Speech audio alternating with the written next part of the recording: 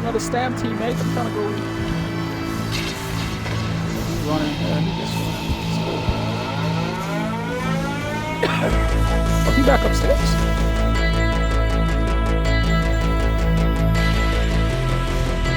Got your teammate. Yeah. Oh, I'm out of.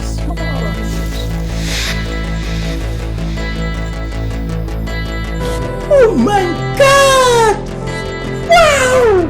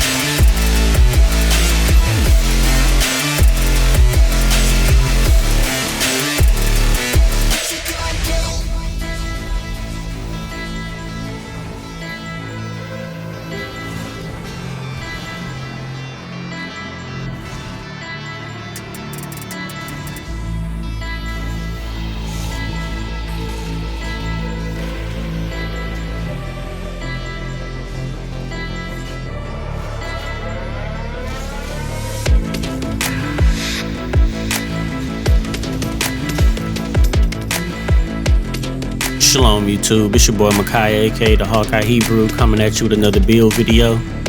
And today we playing on the Stamina Warden. This is a build that I was running. I uploaded a video a while back on my channel with this Rothgar Shield and Plague Break, but I swapped a lot of things up. So we'll kind of go over everything in this build. We're gonna start out looking at the character sheet. We're coming in at 12,000 max magicka. We have 28,000 max health, 24,000 stamina. We coming in at 2K stam recovery. Our weapon damage is 5,200. It's actually go up to about 56 with the weapon glyph. Our pen is 6K. Our resistances are coming in at 22,900. We have 1,500 crit resist. We have all 64 points in the stamina using the Warrior Mundus, using the Tripe Triple Pocket Food. If you don't have this, just swap to Lava Foot. And the race is a red guard. See, make sure I'm not missing anything on the character sheet. Let's go ahead and look at the sets. Like I said, the first 5-piece set is Plague Break. And originally in the old gameplay I had with this, I was using dual wield. But I found that the only burst combo I had was Rending Slashes with the Master Dual Wield and Beetles. Outside of that, like, I really couldn't kill tankier classes with that setup, but I ended up swapping to the greatsword, and I noticed a huge difference in damage. You'll kind of see that with the skills once we go over them. But we got the Sharpen, Plague Break, Greatsword. We got the Berserk enchant on that. In case you haven't seen the set, it's 2-piece offensive penetration, 3-piece weapon and spell damage, 4-piece weapon and spell damage. And then you get the basically 10k disease damage proc. And if it's purged earlier, it explodes for a bonus damage. Really good set for wiping out multiple enemies. Well, I know most of you are already familiar with this.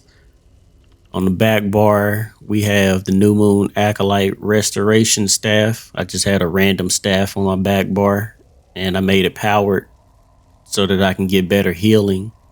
That's another thing that I was struggling with on Warden. I had the bow. I had a powered bow on my back bar, and I was finding it a lot harder to heal because the Warden's healing wasn't as good. Granted, everything is hybridized now, so all your healing is a little bit better on Warden, but I still went with the restoration staff, and I had the double dot poisons on there. So that's what I was kind of running on my back bar so that I can kind of light attack people and build up ultimate from a distance. For the second 5-piece set, we have Hrothgar's Chill. And this set gives you 2-piece max health, a line of armor, a line of penetration, and then stunning or immobilizing your enemy causes them to burst with frost magic, applying the chilled status effect and dealing 13% of their total physical and spell resistance as frost damage to them and enemies within 8 meters of them. This can occur once every 7 seconds and ignores spell resistance. So the problem that I was having with this set is a lot of stuns don't work with it. Stuns or immobilizers, a lot of them don't work with it. Like with the Warden, if you throw the eagle, it'll set them off balance. And then if you cock back a heavy attack, that won't make it go off. Dizzy swing, if you hit them with a dizzy and cock a heavy attack, that won't make it go off. Using dizzy swing twice to stun the enemy, that won't make it go off. A lot of skills wasn't working with it. But I found one that's really good with this patch, and it has decent damage now that it's hybridized. So I'll kind of show you why I brought this setup back out, and it's really fun. But as far as the gear, we have 3 heavy and 4 medium. We got the Hrothgar's helmet, heavy reinforce, Hrothgar chest reinforce, Hrothgar legs reinforce, and then everything else is plague break as far as body pieces. See, it look like we have 1, 2, 3, 4. We have 4 reinforced traits. I probably want this to be in-pen, but hands in-pen, belt in-pen, and my shoulder divines, I'd probably want that in-pen as well. And you can see we just got the 1-piece Balorg on the shoulder for the extra damage. As far as jewelry, we got the Hrothgar jewelry. I left this healthy because I wanted the health on there. I put a stam recovery on it. And then we have a Hrothgar ring infused with weapon damage. And then we have the Malakath Band of Brutality infused with weapon damage. And that's pretty much the setup on the gear. As far as the skills, we're using Dizzy Swing. You see I got a really good tooltip on that unbuffed. And then this is the skill that's like, this skill is really fun, man. Like, this is what made Hrothgar's Chill fun for me again. But basically, you can see the tooltip on that thing. When I buff up, it goes up to 8K. And then it says, when triggered, the enemy is teleported to you and immobilized for 3 seconds, dealing basically 8K frost damage and afflicting the enemy with major maim, reducing their damage done by 10% for 4 seconds. So the cool thing with this skill is, I don't know, you just kind of set it on the ground. And then you can hit beetles, and as soon as they walk into it, it kind of like pulls them almost like a dark convergence. It's not as strong, but it'll pull them to the center of this rune and explode on them.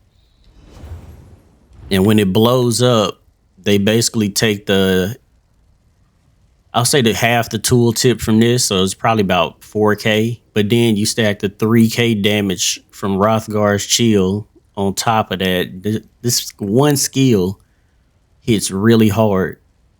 So I've been really liking this skill. Plus, I have never seen anybody really use it. But As far as our other skills, we have Rally for the heal, Bird of Prey for the speed and the minor berserk. Then I've been kind of on the fence with my executes. So I tried Reverse Slice, which is great because now it does 100% damage to other nearby enemies instead of 85. But I noticed I was missing Executioner. Like when I'm fighting like a Dragon Knight or somebody really tanky, once they get down to low health and I start executing with Reverse Slice, it was harder to finish them. So I was kind of missing the extra damage from Executioner, but I was normally taking the Reverse Slice morph in all my gameplay because as you can see, the splash damage on it is really nice. And then for the ulti, we got Dawnbreaker. Not much to say about that. This also procs Hrothgar's Chill.